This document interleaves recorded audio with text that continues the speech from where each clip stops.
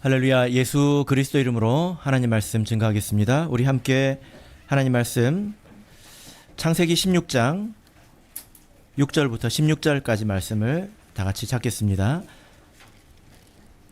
창세기 16장 6절에서 16절까지 말씀을 저 여러분이 한 절씩 교독하겠습니다.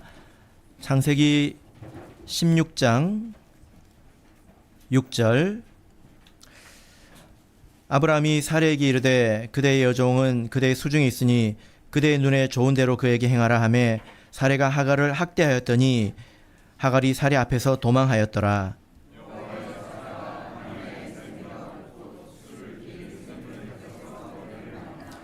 가로되 사레의 여종 하갈아 내가 어디서 왔으며 어디로 가느냐. 그가 가로되 나는 나의 여주인 사레를 피하여 도망하나이다.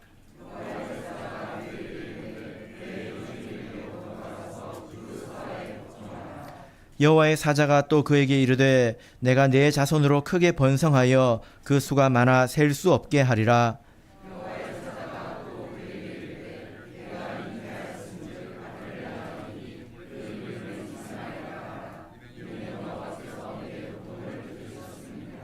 그가 사람 중에 들나귀 같이 되리니 그 손이 모든 사람을 치겠고 모든 사람의 손이 그를 칠지며 그가 모든 형제의 동방에서 살리라 하니라.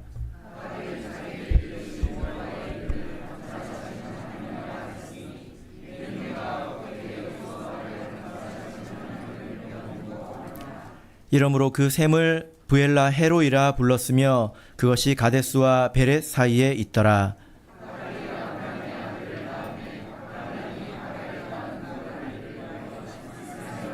함께 읽겠습니다. 하갈이 아브라함에게 이스마엘을 낳을 때에 아브라함이 86세였더라. 아멘. 할렐루야. 예, 지난 한 주간도 수고하시고 이렇게 하나님의 전에 나오신 우리 모든 성도님들께 하나님의 은혜와 평강이 함께하기를 진심으로 바랍니다. 말씀을 깨닫는 은혜와 또 마음의 평안을 하나님께서 주시기를 진심으로 바랍니다. 오늘 이 시간은 감찰하시는 하나님이라는 제목으로 말씀을 전하겠습니다. 우리가 하나님을 믿는데요. 우리가 믿는 하나님은 자판기 같은 하나님은 아닙니다. 자판기 같은 하나님, 어떤 하나님일까요? 예, 자판기는 묻지 않죠. 그죠? 네가 착한 사람이냐, 나쁜 사람이냐 묻지 않고 누구든지 같은 금액을 넣으면 같은 응답을 줍니다. 근데 사람들은 하나님이 이러하기를 기대하는 마음도 있습니다. 사람들에게 그런 마음이 있다는 거죠. 묻지 않았으면 좋겠다는 것입니다. 예. 요즘 세상을 보면 뭐 타로라고 하든지 뭐 점, 부적 이런 그 역술 시장이 굉장히 큰 거 아시죠? 그죠? 예, 굉장히 사람들이 많이 찾습니다. 왜 이런데 허무한 데 사람들이 찾을까? 여러 가지 이유가 있는데요. 그 중에 한 가지가 뭐냐면 그 사람들은 묻지 않습니다. 예, 네가 어떤 사람이냐 이것에 대해서 묻지 않습니다. 예, 그리고 응답을 즉각적으로 줍니다. 이것이 맞든지 틀리든지 이럴 것입니다. 저럴 것입니다. 응답을 아주 즉각적으로 주죠. 그죠? 그래서 마치 자판기처럼 누구든지 똑같은 돈을 내면 똑같은 결과를 이렇게 준다라는 것입니다. 이것이 사람들의 마음에 맞다는 거죠. 그죠? 예, 사람들의 마음에 맞다는 것입니다. 그래서 허무하지만 사람들이 찾는다라는 것입니다.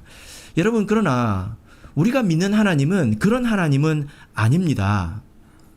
사실 우리가 하나님께 무엇을 드린다고 해서 하나님께서 조금 더 부자가 되거나 조금 더 만족하거나 그런 분은 아니지 않습니까?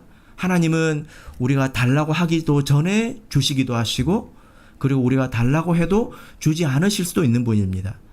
우리가 믿는 하나님은 그런 하나님이지 않겠습니까? 자, 그래서 우리가 신앙생활을 할 때 우리가 믿는 하나님이 어떤 분인가 이것을 우리가 생각하고 깨닫는 마음이 있어야 된다라는 것입니다. 그래서 우리가 믿는 하나님은 전능한 하나님이십니다. 계획을 가지고 이루시는 하나님이시고 우리가 믿는 하나님은 지극히 높으신 하나님입니다. 그래서 천지의 주제가 되셔서 모든 것을 다스리시는 하나님이십니다. 그리고 우리를 위해서 싸우시는 승리의 깃발이신 하나님이시죠. 우리가 하나님을 향해서 손을 들 때 하나님께서는 우리를 위하여서 싸우십니다.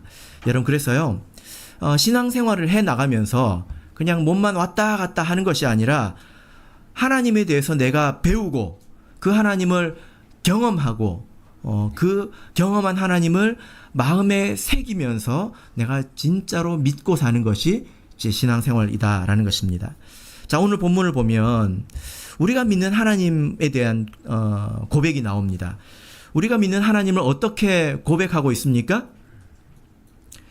13절 보면 우리가 믿는 하나님은 감찰하시는 하나님, 이렇게 고백을 하고 있습니다. 우리가 믿는 하나님은 어떤 하나님입니까? 감찰하시는 하나님입니다. 히브리어로는 엘로이라고 합니다. 엘로이. 이 뜻은 하나님은 바라보시는 하나님이시다, 이런 뜻입니다. 우리 하나님은 바라보시는 하나님이다. 자, 그래서 13절 보면 뭐라고 말하고 있습니까? 내가 어떻게 여기서 나를 감찰하시는 하나님을 배웠는고, 이렇게 이야기하잖아요. 이 말을 풀어보면 내가 나를 보시는 하나님을 내가 보았다, 이런 뜻입니다. 하나님이 나를 보시는 것을 내가 보았다, 이렇게 말하고 있는 것입니다. 자, 하나님은 모든 상황을 아시고 또 사람들의 마음을 꿰뚫어 보시는 하나님이십니다.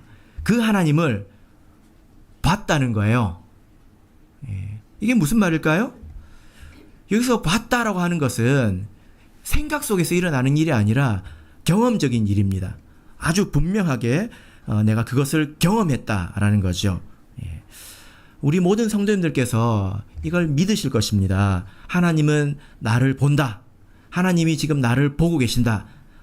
내 마음속도 보고 계신다. 이것을 아시고 또 믿으실 것입니다. 그러나 여러분, 그 하나님을 본 적이 있습니까? 실제 이 눈으로 봤다는 것이 아니라 그 하나님을 경험해 본 적이 있으시냐? 하나님이 나를 보고 계시구나. 이것을 경험한 적이 있느냐라는 거죠. 그런 경험을 분명하게 하신 분이 계실 것입니다. 우리 신앙생활에서 이것을 경험하는 것은 굉장히 중요합니다. 아주 중요합니다. 그래서 오늘 본문은 그 고백을 우리 인류의 역사 가운데서, 성경의 역사 가운데서 가장 먼저 한 사람의 이야기입니다. 우리 하나님은 다 보고 계신 하나님이구나. 이거를 제일 처음 누가 말했다는 거예요. 깨달은 사람이 있다는 것입니다. 누구의 이야기죠? 하갈이라는 여인의 이야기입니다. 오늘 본문의 배경을 좀 보시면 아브라함과 그 아내 사라의 가정에서 있었던 일입니다. 사라가 자녀가 없어서 마음이 답답했어요. 그죠? 그래서 아브라함에게 어떤 제안을 합니까? 내 여종 하갈을 취해서 아들을 낳아달라. 이것은 대리모를 말하는 거죠. 그래서 아브라함이 그것을 접수를 합니다. 받아들이죠. 그래서 하갈이 임신을 하고 아들을 낳습니다. 그때 이제 하갈이 아들을 임신하니까 사라가 이렇게 질투를 하기 시작하지 않습니까? 그리고 그 하갈을 핍박합니다. 그 하갈이 핍박을 견딜 수가 없어가지고 어떻게 합니까? 도망 나가거든요. 어디로 도망합니까? 광야로 도망갑니다. 광야로 도망간다고 하는 것은, 광야는 사람이 살 수 없는 곳이거든요. 거기 간다고 하는 것은 죽는다는 것입니다. 죽을 것 같으니까, 죽을지 알면서 일단 피한 것이죠. 그때 이 하갈이 그 광야에서 여호와의 사자를 만나고 위로를 받고 하나님 돼서 하나님은 이 고통을 다 보고 계시는구나, 이렇게 고백을 하고 있다라는 거죠. 오늘 내용은 그 내용입니다. 그런데 오늘 본문을 이렇게 읽어보면 좀 난감한 면이 있습니다. 이게 도대체 무슨 내용일까? 이게 무슨 말씀일까? 무슨 의미일까? 좀 난감한 면이 있다라는 거죠. 그냥 사실 그대로 받아들이면 아무 문제가 없지만 생각해보면 좀 이상한 면이 있다는 것입니다. 어떤 면이 있냐면 왜 이런 그 고백을 아브라함이 아니라 하갈이 했느냐라는 것입니다. 예. 하갈에게 믿음이 있을까요? 그동안에 하나님을 찾고 하나님의 말씀을 따라서 살아왔을까요? 예. 하나님에 대해서 깨닫고 하나님은 이런 하나님이다 라고 말하는 사람들이 누구인지를 한번 보십시오. 예. 제일 처음 말한 분은 하나님 자신입니다. 하나님을 사람이 모르니까 하나님이 나는 전능한 하나님이다. 하나님이 가르쳐 주지 않습니까? 그래서 성경을 열어서 보면 두 번째로 한 사람이 멜기세덱입니다. 예, 모두가 인정할 만한 그런 믿음의 그 사람이죠. 아브라함은 한참 지나가지고 창세기 22장에 가서야 여호와 이레라고 이야기합니다. 우리 하나님은 미리 준비하시는 하나님이다. 이렇게 이야기한단 말이에요. 나중에 또 누가 하나님에 대해서 고백합니까? 모세이지 않습니까? 우리의 승리의 깃발 대신 하나님, 모세 아닙니까? 그 정도 레벨은 돼야 하나님에 대해서 고백할 수 있는 거 아닙니까? 근데 지금 오늘 본문은 누가 고백하고 있어요? 하갈이에요. 하갈. 그래서 아브라함보다 모세보다 먼저 하나님에서 고백하고 이것이 성경에 기록됐다고 하는 것은 좀 이상하다는 것입니다. 그죠? 예. 그래서 또 두 번째, 그래서 낳은 자녀가 누구입니까? 이스마엘이라는 것입니다. 근데 이 이스마엘이 나중에 이삭을 희롱하거든요. 21장 9절을 보겠습니다. 왜 하나님께서 이렇게 복을 주셔가지고 낳은 자식이 이삭을 희롱하느냐라는 것입니다. 창세기 21장 9절, 창세기 21장 9절 읽겠습니다. 시작. 사라가 본즉 아브라함의 아들 애굽 여인 하갈의 소생이 이삭을 희롱하는지라. 이삭을 희롱했다 이렇게 말하고 있습니다. 그리고 이 이스마엘의 후예들은 장차 이삭의 후예들과 적대적인 관계가 형성이 됩니다. 창세기 25장 18절을 보면 이스마엘의 계보에 대해서 이야기할 때 25장 18절 제일 뒷부분을 보면 그 모든 형제의 맞은편에 거하였더라 이렇게 말씀하고 있습니다. 맞은편. 그래서 이것은 대치하고 있다는 거예요. 대치하고 살아가고 있다는 것입니다. 그래서 지금까지 역사를 보더라도 이삭의 후손들과 이스마엘의 후손들이 대치하고 지금도 싸우고 있지 않습니까? 왜 그렇게 된 거예요? 오늘 사건 때문에 그렇습니다. 하나님께서 가만히 내버려 두셨으면 이런 일이 안 생겼을 텐데 왜 이렇게 됐을까? 이것입니다. 좀 의문이지 않습니까? 하나님께서 축복하셨는데 이렇게 됐다는 거예요. 뿐만이 아니라 본문으로 돌아가서 16장 7절을 보면 누가 나타납니까? 여호와의 사자가 나타납니다.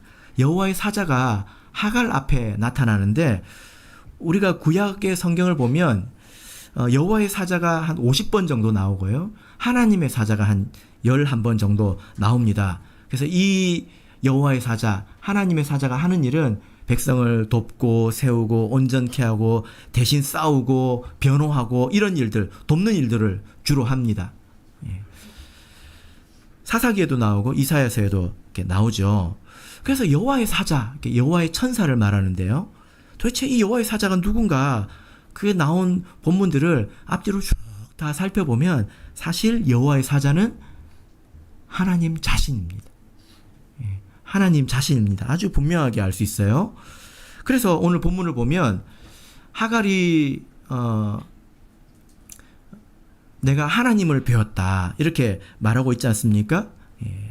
하나님께서 현현하셨다는 것입니다. 현현이라고 하는 것은 나타나셨다는 것을 말해요. 예수님은 성육신 하셨지만 하나님은 이렇게 나타나실 수 있다는 것입니다. 근데 이게 되게 희한한 일은 아니에요. 하나님께서 사람에게 현현하신, 나타나신 일들이 창세기에도 이미 있습니다. 그죠? 창세기에 몇 번 나오지 않습니까? 언제 있습니까? 예. 아브라함에게 세 사람이 나타나죠. 그죠? 예. 그 중에 두 명은 천사였어요. 그럼 한 명은 누구였을까요? 예. 읽어보세요. 사실 하나님이십니다. 예. 야곱이 천사와 씨름했잖아요. 그죠? 예. 그 천사가 천사처럼 나타났을까요? 아닙니다. 사람의 모습으로 온 것입니다. 그 나중에 그 천사가 누구였습니까? 사실은 하나님이었습니다. 예. 그래서 야곱이 내가 하나님과 대면하여 보았다. 이렇게 이야기를 하고 있죠. 근데 성경에서 이렇게 현현하신 하나님, 나타나신 하나님을 처음 만난 사람이 누구냐면 하갈이에요. 그 이전까지는 이 하나님을 본 사람이 성경에 기록되어 있지 않다는 것입니다. 그래서 이렇게 보면 뭔가 좀 자존심도 상하는 것 같고, 예. 왜 이렇게 좀 격조 높은 인물이 아니라 이런 하갈에게 이런 영광이 있을까? 또 그 결과에 대해서도 조금 납득하기 어렵고, 그냥 하나님께서 연약하고 불쌍한 사람 돌봐주신다 라는 정도의 이야기 치고는 너무 이야기가 크다는 거예요. 예, 내용이 너무 크다는 것입니다. 그래서 의문이 있다는 것입니다. 이 이야기가 도대체 무슨 이야기인가? 하나님께서 연약한 사람들을 도와주시는 건 맞지만 정말 그것뿐인가? 예, 이런 의문을 가지고 이 말씀을 우리가 볼 수 있습니다. 그래서 이 말씀을 우리가 찬찬히 이렇게 따져보면 이 말씀은 어떤 사건과 아주 유사하다는 걸 알 수 있어요. 어떤 사건과 아주 유사할까요? 이 말씀을 잘 읽어보면 이 사건과 굉장히 유사하구나 이걸 알 수 있는데 그게 어떤 내용일까요? 예, 어제 분반 예배 자료를 미리 보내드렸는데 거기에 이미 적혀 있습니다. 김색에 적혀 있습니다. 안 알려드려야 되는데 뭐죠? 선악과 사건입니다. 여러분 선악과 사건을 잘 아시죠? 이 선악과 사건과 이 내용을 한번 비교해 보세요. 그러면 여러분 마음속에 다 이렇게 연결이 될 거예요. 이게 그 사건이구나 하고 연결이 될 것입니다. 공통점을 몇 가지 말씀드리면 이 두 사건 모두 하나님에 대한 의심에서 비롯됐다는 것입니다. 사라가 뭐라고 말합니까? 하나님께서 나의 생산을 허락하지 않으신다. 이렇게 말하죠? 하나님은 그렇게 말씀 안 하셨잖아요. 그죠? 네 몸에서 날짜가 너의 소산이 될 것이다. 이렇게 말하지 않았습니까? 근데 하와도 마찬가지입니다. 하와도 그거 왜 먹었을까요? 배고파서 먹었을까요? 아니에요. 하나님에 대해서 의심했기 때문입니다. 내가 하나님처럼 되는 걸 하나님이 싫어하신다. 이랬기 때문에 먹었다는 것입니다. 그래서 두 사건 모두 하나님에 대한 의심이 가장 기초에 있다는 거예요. 그리고 공통점이 있습니다. 여자가 주도권을 쥐고 있다는 거예요. 죄송합니다, 우리 자매님들. 선악과를 처음 따먹은 사람이 남자입니까, 여자입니까? 아브라함이 하갈을 좋아했습니까? 아니면 달달 볶여가지고 하갈을 취했습니까? 오늘 보세요. 아브라함의 인생에 가장 큰 고통은 가정에서 있었습니다. 그 고통이 무엇이었습니까? 사라에게 달달달달 볶인 거예요. 그죠? 읽어보시면 알 수 있습니다. 그래서 이 내용을 통해서 우리가 한번 추측해 볼 수 있는 게 하와가 선악과를 먼저 먹었어요. 아담은 왜 먹었을까요? 아마 달달 볶였을 거예요. 천국에 가서 우리 한번 물어보기를 바랍니다. 그래서 우리가 꼭 천국을 가야 되겠죠. 이건 물어보러. 그리고 공통점은 남자가 그 말을 들었다는 거예요. 이게 특정한 표현이 있습니다. 16장 2절을 보시면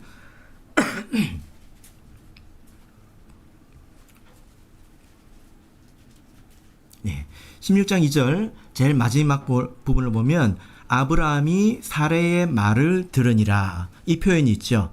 말을 들으니라 이 표현을 우리가 성경에서 이 표현을 찾아보면 사실 이게 순종을 의미하는 것은 딱 두 번밖에 없습니다. 어디 있을까요? 창세기 3장 17절을 볼까요? 창세기 3장 17절. 보시면 아담에게 이르시되 내가 내 아내의 말을 듣고, 이렇게 표현하고 있지 않습니까? 남편이 아내의 말을 들었다는 것입니다. 그것은 순종했다는 그런 의미이죠. 표현이 일정하다는 것입니다. 그리고 공통점 네 번째는 책임을 전가하고 있다고 하는 것입니다. 16장 5절을 보면 여러분 이게 납득이 되시는지 한번 읽어보십시오. 5절을 같이 읽겠습니다. 시작. 사레가 아브라함에게 이르되 나의 받는 욕은 당신이 받아야 옳도다. 내가 나의 여종을 당신의 품에 두었거늘 그가 자기의 잉태함을 깨닫고 나를 멸시하니 당신과 나 사이에 여호와께서 판단하시기를 원하노라. 이런 걸 두고 뭐라고 하죠? 적반하장이라고 하지 않습니까? 적반하장. 누가 시켰습니까? 자기가 시켰잖아요. 근데 지금 누가 또 누굴 탓하고 있습니까? 탓하고 있다는 것입니다. 그러면 아브라함은 어떻게 해야 합니까? 자기가 책임을 져야죠. 근데 모든 책임을 누구한테 전가합니까? 하갈에게 전가합니다. 그래서 하갈이 쫓겨나지 않습니까? 이 책임을 전가하는 것은 선악과에서도 똑같습니다. 아담은 하와에게 당신이 나에게 주신 그 아내가 나에게 줬습니다. 그리고 하와는 뱀에게 책임을 계속 전가하지 않습니까? 그리고 그 일로 인해서 고통이 발생했다는 점도 공통점이라는 것입니다. 그래서 우리가 이 하갈의 내용을 읽어보면 모세가 이 창세기를 기록할 때에 이 사건을 무엇을 생각하면서 기록했다는 거죠? 에덴 동산에 아담이 선악과를 따먹었던 그 일을 생각하면서 그 일이 마치 재현된 것처럼, 아브라함의 인생에 재현된 것처럼 기록하고 있다라는 것입니다. 그래서 이것은 도덕적인 어떤 범죄, 불순종, 일부 잊혀제, 그런 게 아닙니다. 그런 게 아니라는 거예요. 하나님의 약속에 대한 불신, 하나님께서 주신 계명에 대한 불순종, 그 문제라는 것입니다. 그래서 이렇게 보면 여러분, 선악과 나무가 없어진 게 아니라 형태를 달리해서 계속 있다는 것을 알 수 있어요. 여러분, 에덴 동산에 가고 싶으시죠? 그죠? 저 천국에 가면 에덴 동산 같지 않을까요? 만약에 저 천국에 갔는데 거기 에덴 동산이 있으면 저는 다른 데 보내달라고 할 겁니다. 왜 그럴까요? 천국 에덴 동산에 뭐가 있습니까? 선악과가 있어요. 천국에 갔는데 선악과가 있으면 되겠습니까? 네? 되겠습니까? 안 되죠. 천국에는 에덴 선악과가 없습니다. 사실 우리가 이방인에서 하나님의 나라 안으로 들어와서 하나님의 백성이 되었다고 하는 것은 영적인 에덴 동산 안에 다시 들어온 것입니다. 그래서 지금 우리의 삶이 영적인 에덴 동산이라는 것입니다. 각자 얼마나 누리고 사느냐의 차이가 있을 뿐이겠죠. 그래서 지금 우리의 삶에, 또 아브라함의 삶에 뭐가 있다는 것입니까? 선악과가 나무가 있다는 거예요. 그런데 아브라함에게는 무엇이 선악과 나무였습니까? 하나님 말씀을 준행하는지 믿는지 무엇을 보면 알 수 있습니까? 바로 하갈이라는 것입니다. 하갈. 선악과 나무가 사라진 게 아니라 아브라함의 인생에 하갈로 나타났다는 거예요. 그죠? 이게 모양을 달리할 수 있습니다. 여러 번 달리할 수 있습니다. 여러분, 지금도 마찬가지인데요. 우리 삶에 선악과 나무가 있다는 것을 알아야 합니다. 하갈과 다르겠지요. 왜냐하면 지금 우리는 영적인 에덴 동산에 살고 있기 때문에 우리가 예수님의 보혈로 이 화염검을 뚫고 하나님의 나라 안으로 들어왔기 때문에 아브라함에게는 하갈의 모양으로 선악과가 있지만 지금 우리 각자에게는 다른 모양으로 같이 있다는 것입니다. 이것을 알아야 되겠죠. 이게 선악과인지 먹어도 되는 건지 천지도 모르고 구분도 못하면 삶이 고달파요. 안 그러겠습니까? 예. 그래서 여러분, 우리에게 이런 마음이 있어야 합니다. 이런 감각이 있어야 합니다. 뭐가 내 인생의 선악과인가? 이걸 알아야죠. 그죠? 예.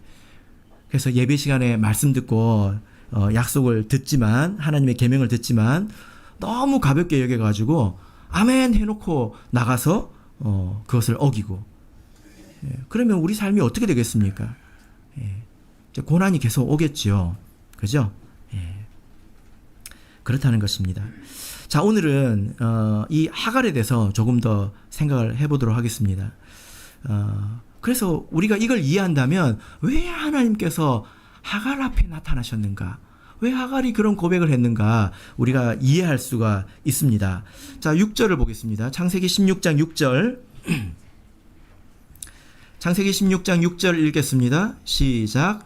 아브라함이 사라에게 이르되 그대의 여종은 그대의 수중에 있으니 그대의 눈에 좋은 대로 그에게 행하라 하매 사레가 하갈을 학대하였더니 하갈이 사레의 앞에서 도망하였더라. 예. 자, 여기 보면 하갈이 학대를 받았다 이렇게 말씀을 하고 있습니다. 그렇게 기록하고 있죠. 예.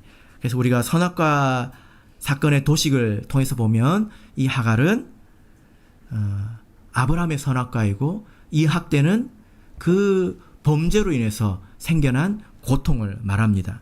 저주와 고통을 말합니다. 그래서 선악과 나무를 건들면 뭐가 옵니까? 고통이 와요. 그죠? 예, 고통이 온다는 것입니다.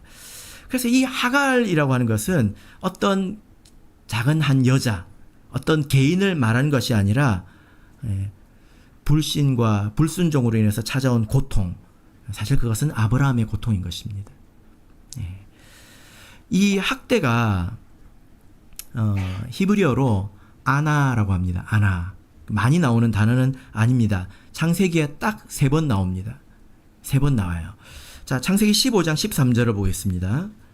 무엇이 학대이냐? 이런 것이 학대라는 거예요. 창세기 15장 13절. 예, 그래서 우리 무섭습니다. 사라가 무섭습니다. 창세기 15장 13절. 자, 읽겠습니다. 시작. 여호와께서 아브라함에게 이르시되 너는 정녕 알라 내 자손이 이방에서 객이 되어 그들을 섬기겠고 그들은 400년 동안 내 자손을 괴롭게 하리니. 여기서 괴롭게 하리니 라고 번역된 단어가 바로 학대입니다. 이스라엘 백성이 그 애굽에서 어떤 일을 당했는지 여러분 아시지 않습니까? 남자 아들을 낳으면 죽여버리고 종으로 삼아서 벽돌을 굽게 만들고 그렇게 괴롭히지 않았습니까? 사라가 하갈에게 그렇게 했다는 거예요. 그렇게 대했다는 거예요. 그러니까 죽을 것 같으니까 광야로 도망가지 않습니까? 마치 집에 불이 났어요. 아파트 15층인데 집에 불이 났어요. 불이 너무 뜨거우니까 어떻게 합니까? 거기서 뛰어내리잖아. 하갈이 지금 그런 상황이라는 것입니다. 그런데 이 학대는 그냥 단순한 그런 고통을 말하는 것이 아니라 죄로부터 오는 것을 말합니다. 이 이스라엘 백성이 400년 동안 괴롭힘을 당했다고 했는데 그것은 죄악된 세상 애굽 안에서 당한 고통 아니었겠습니까? 예. 여러분, 그래서요 하갈은 한 여인을 말하는 것이 아니라 선악과 나무를 말하는 것입니다. 하나님께서 그에게 준 계명이라는 것입니다. 하나님께서 아브라함에게 준 계명이 무엇이 있습니까? 가나안 땅에 거하라는 거예요. 딴 데 가지 말고 가나안 땅에 있으라는 겁니다. 그리고 아들을 기다리라는 거예요. 이게 계명이었습니다. 그에게 10계명은 없었어요. 그게 계명이었습니다. 우리에게 주신 계명이 무엇일까요? 약속이 무엇일까요? 우리에게는 10계명이 있죠. 그죠? 여러분, 그래서 우리가 하나님을 믿는다면 이런 생각을 할 줄 알아야 합니다. 내 선악과가 무엇인가? 내가 지키고 믿고 붙들고 내가 절대로 건들지 말아야 될 것이 무엇인가? 이것을 알아야 된다라는 것입니다. 또 혹은 내가 지금까지 그것을 범하면서 살아오진 않았는가? 내 인생에 고통이 있다면 그것이 나의 하갈 아닌가? 나의 죄와 허물로 인해서 생겨난 것은 아닌가? 그래서 지금 대가를 치르고 있는 것은 아닌가? 생각할 줄 알아야 된다는 거예요. 제가 우리 목회를 하면서 성도님들을 대해보면 이런 경우도 있습니다. 정말 믿음이 연약할 때 아무것도 모르고 무슨 일인지도 모르고 선택했던 그 일로 인해서 평생 고통을 받는 경우도 있습니다. 네. 그죠? 네. 그래서 우리에게는 깨닫는 마음이 있어야 한다는 것입니다. 여러분, 우리는 다 영적인 에덴 안에 있습니다. 네. 나에게도 있다는 것을 알아야 합니다. 하나님께서 그 하갈 앞에 여호와의 사자의 모습으로 나타나셨다는 거예요. 네.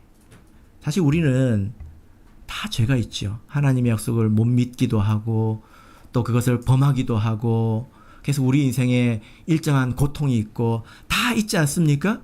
근데 하나님이 그 앞에 나타나신다는 거예요. 그래서 이 모습을 생각하면 하나님이 왜 하갈 같은 사람에게 먼저 나타나셨을까? 우리가 이렇게 받아들일 수 있습니다. 우리 하나님은 이런 부모와 같은 심정이 있으신 하나님입니다. 자비로우시고 불쌍히 여기시는 하나님이십니다. 우리 부모님들이 그렇잖아요. 우리 아이들이 까불다가 다칩니다. 다친다 했는데 까불다가 다쳐요. 그러면 부모님이 뭐라고 합니까? 네, 너 그럴 줄 알았다. 네 알아서 해라. 그리고 가만히 내버려 둡니까? 말은 그렇게 해도 결국 다 싸매주잖아요. 그죠? 예, 우리 하나님이 그런 하나님이라는 것입니다. 창세기 3장 이 선악과 사건을 봐도 그런 내용이 있습니다. 이것도 공통점이죠. 하나님께서 저주하셨지만 하갈에 대한 복을 주신 것은 사실은 아브라함에게는 저주였지요. 그죠? 그런데 하나님께서 아담과 하와를 저주하셨지만 그러나 그들에게 무슨 옷을 주셨습니까? 예, 창세기 3장 21절을 보겠습니다. 창세기 3장 21절입니다. 창세기 3장 21절 읽겠습니다. 시작.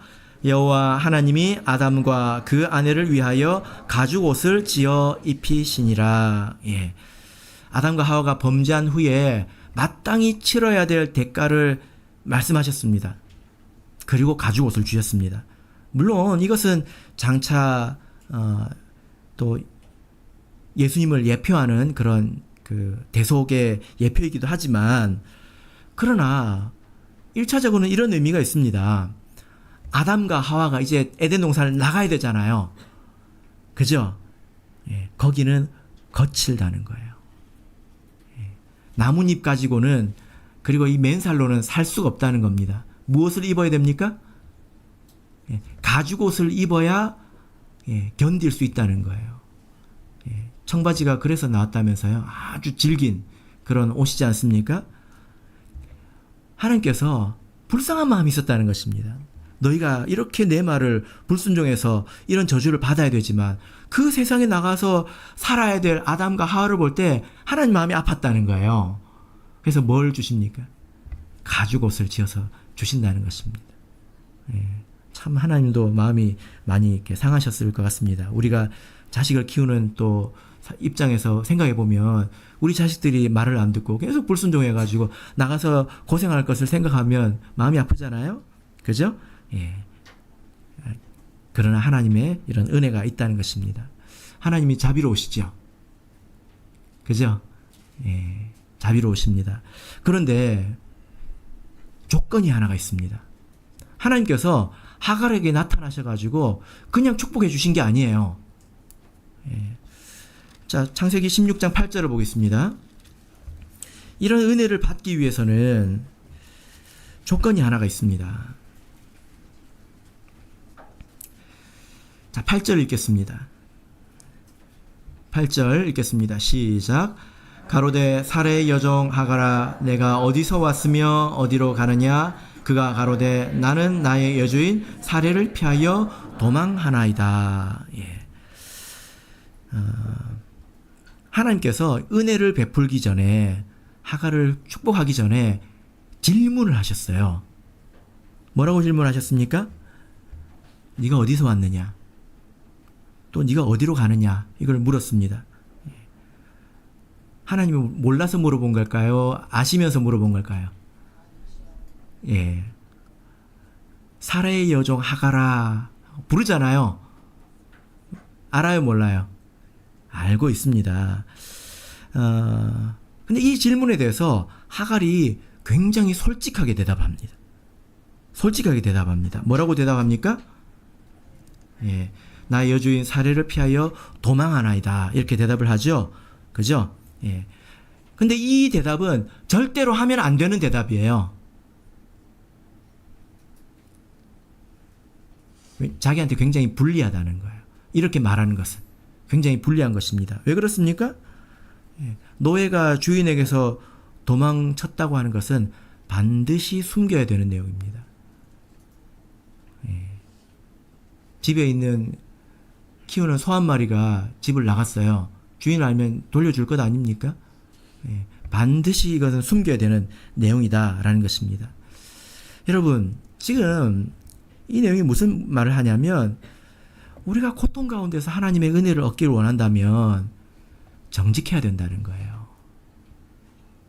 이 문제가 어디서 왔는지 정직하게 말할 수 있어야 된다는 것입니다.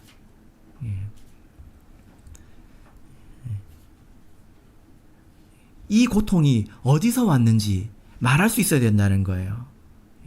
지금도 우리가 마찬가지입니다. 우리가 소시적에 잘 몰라서 또 혹은 알고서도 죄를 범해서 고통 가운데 있다면 정직해야 된다는 것입니다. 그것을 드러낼 줄 알아야 된다는 거예요. 하나님, 제가 너무 욕심을 부렸습니다. 하나님, 제가 범죄했습니다. 이것을 정직하게 말해야 된다는 것입니다. 그러니까 오늘 본문을 보면 아브라함과 사라는 솔직하지 못했어요.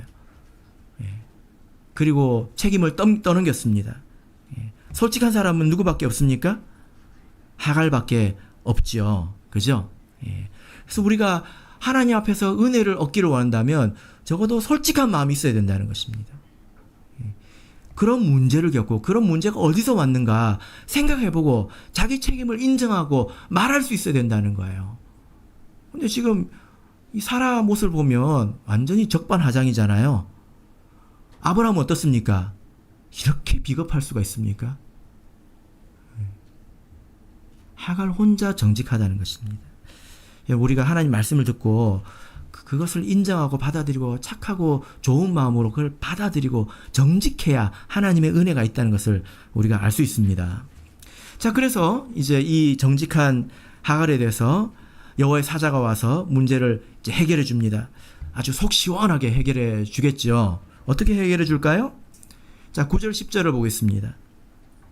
9절 10절 함께 읽겠습니다. 시작. 여호와의 사자가 그에게 이르되 내 여유진에 돌아가서 그 수하에 복종하라. 여호와의 사자가 또 그에게 이르되 내가 내 자손으로 크게 번성하여 그 수가 많아 셀 수 없게 하리라. 예. 여호와의 사자가 주는 답이 무엇입니까? 돌아가라. 기가 막히지 않습니까? 15층에서 불이 나서 죽을 것 같아서 뛰어내렸는데 다시 그 불로 들어가라. 지금 이렇게 말씀하는 거잖아요. 그죠? 아까 제가 학대를 히브리어로 아나라고 한다고 했는데 창세기 몇 번 나온다고 했죠? 우리가 2번은 찾았지 않습니까? 마지막 한 번이 사실 여기 있습니다. 9절을 보시면 복종하라 하고 있지 않습니까? 이게 아나입니다. 아나. 무슨 말이냐면, 야, 너 애굽으로 가지 말고 아브라함에 가서 학대를 받아라, 이 뜻입니다. 기가 막히죠? 하나님께서 나타나셔가지고 선물 보따리를 들고 온 것이 아니라 다시 돌아가라고 했다는 것입니다. 그래서 이게 말이 되나? 네가 그 고통을 그대로 그냥 받으라는 것입니다. 여러분, 그러나 차이점이 있어요. 여호와의 사자를 만나기 전에 이 학대와 여호와의 사자를 만나고 나서의 이 학대는 다릅니다. 무엇이 다릅니까? 10절을 보면 이 학대는 약속이 있다는 거예요.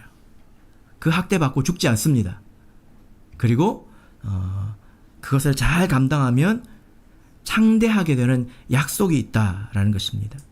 여러분, 이것이 하나님께서 하시는 일을 하시는 방법입니다. 때로 우리가 죄의 고통 가운데서 하나님께서 그것을 해결해 주실 수 있지만,